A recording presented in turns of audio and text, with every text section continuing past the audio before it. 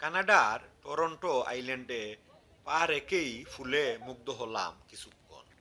খুব সুন্দর সুন্দর ফুল দেখতে পেলাম। অনেক আনকমন ফুল, আমি জীবনেও দেখিনি এ সকল ফুল। খুব সুন্দর সুন্দর ফুল আছে, আবার বাংলাদেশি ফুলও আছে এই পার্কে বা এই আইল্যান্ডে। আইল্যান্ডের মধ্যে একটি পার্কও আছে। এই ফুলটি আনকমন আমার কাছে।